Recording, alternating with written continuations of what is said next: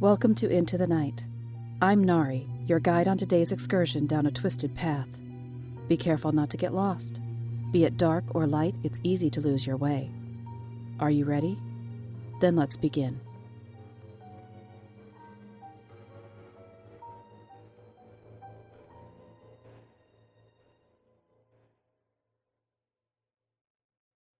A Hero's Welcome, Part 2.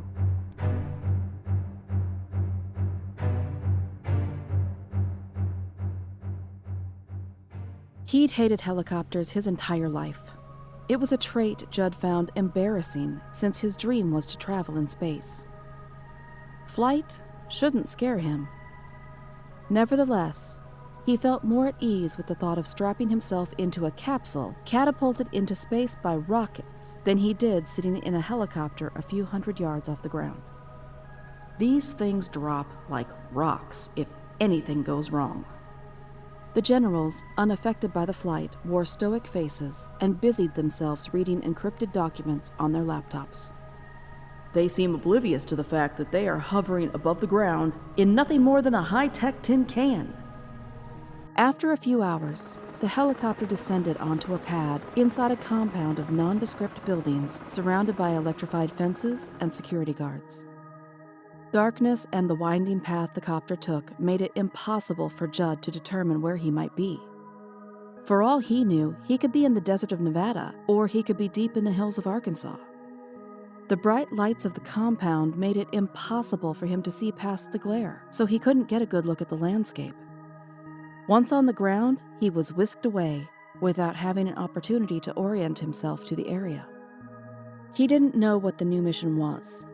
He didn't know where he was located or how long he'd be there. The overwhelming sense that Judd's life had changed forever was all he was certain of in the moment. The three generals and their entourage ushered Judd into a sparsely decorated conference room. The door shut with a heavy thud, and the men motioned for him to have a seat. They wasted no time addressing the heart of the matter. What you are about to hear can never be shared with anyone outside this room. No one else knows what we are going to tell you. This mission is of grave importance.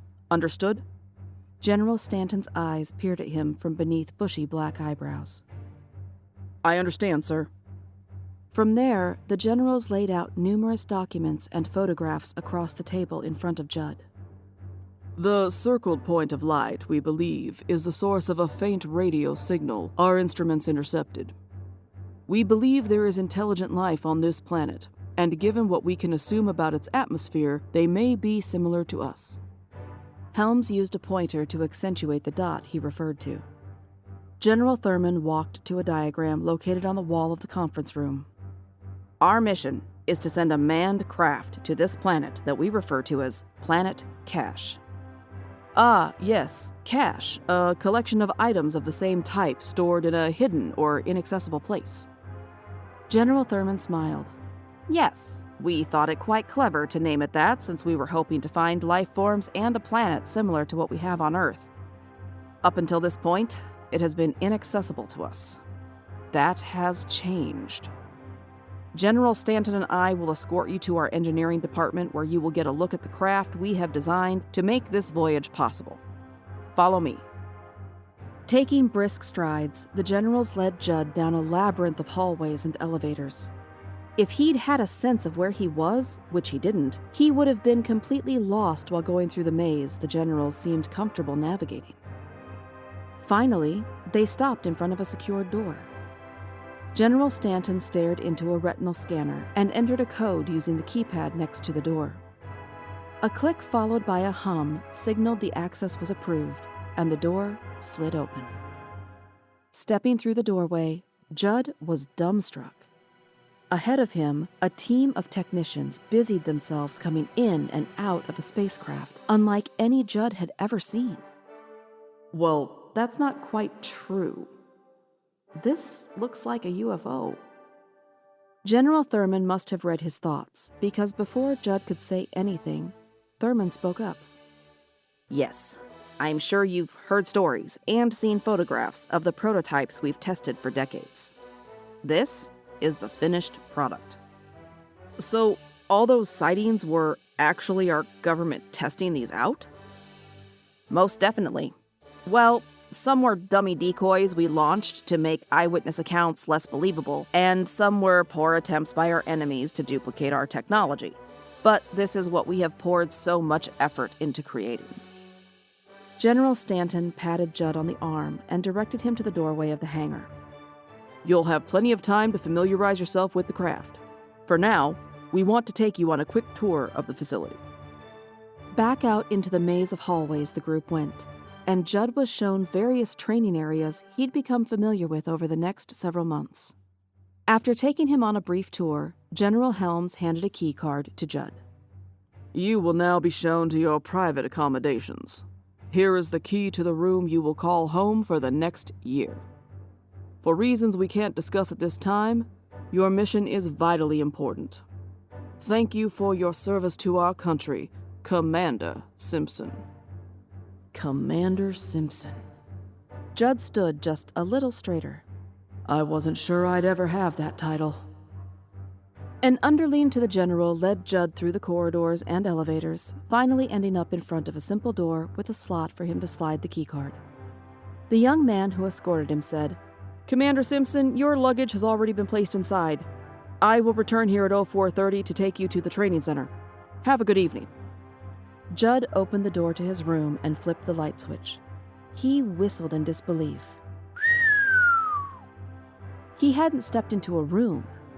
As he walked through his new living quarters, he realized it was a full-fledged residence, with a living room, kitchen, study, bathroom with a jacuzzi tub, and a spacious master bedroom. This is nicer than any place I've lived before. I could get used to this. He checked the refrigerator and was surprised to find his favorite foods and drinks well stocked and waiting for him. He pulled out a beer and had a seat in the living room on the leather couch. He flipped through the channels, caught part of a ball game, and headed off to bed. At 04:30 as promised, the general's assistant knocked on the door to escort him to the training center. Hours of physical, emotional, and psychological testing were conducted, and Judd could only surmise that the bigwigs liked the results because they kept him around. Days turned into weeks, which turned to months. Each day he prepared for the rigors of space travel and flew for hours in a simulator. The G-forces were intense, but Judd, always a daredevil, laughed when he probably should have been frightened by what his body was put through. Finally, nearly a year after his training began, the three generals called a meeting. Commander Simpson, we are pleased with your progress. While normally we'd prefer to have you train longer, some issues of importance caused us to speed up this mission. In 36 hours, you will launch into space on your way to Planet Cash. General Thurman looked to his right at General Helms. That's correct, Commander. Once you reach Planet Cash, we are uncertain what you will encounter. Our research tells us the atmosphere is compatible for human life, but we don't know what beasts, civilized or not, will await you. I understand, sirs. I am prepared to adapt and succeed in our mission. We knew we could count on you, young man. General Stanton patted him on the shoulder. We need you to bring back as much data and as many specimens as you can. I won't let you down. This is the mission I've trained for. The next day and a half were a whirlwind of activity. The night before his flight, Judd sat in his apartment and considered everything that brought him to this moment. I'm really making it to outer space, just like I've always dreamed of doing. I just wish Mom and Dad were alive to watch me do this. Judd's eyes filled with tears. The tragic accident which killed his parents during his last year at the university never lost its sting.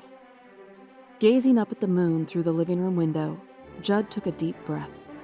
I promise you, Mom and Dad, that no matter where you are, I'm going to make you proud. The next morning, final preparations for launch began. Takeoff was more exhilarating than the simulator mimicked. More than once, Judd suppressed the urge to yell in joy like he was riding a roller coaster. Knowing that Mission Control was on the other end of his headset kept his desire to scream with delight from bubbling to the surface.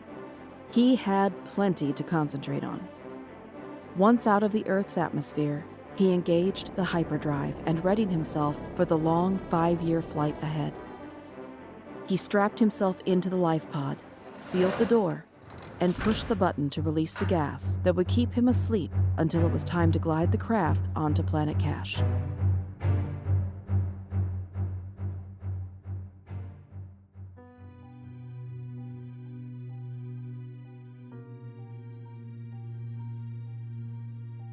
Thank you for joining me for Into the Night, an anthology series written by Caroline Giammanco, narration and sound design by Nari Kwak, theme music by Nico Rodriguez, all original music and editing in part provided by Flyboy Entertainment. You can find our links in the show notes. Please remember to like and subscribe, and if you enjoy what you hear, please leave us a 5-star review to help other excursionists to join us. You can find us on your favorite podcast directory. See you next time. And remember, whether in the shadows or in the daylight, all twisted paths take you into the night. Into the Night is a Creative Typo Entertainment production.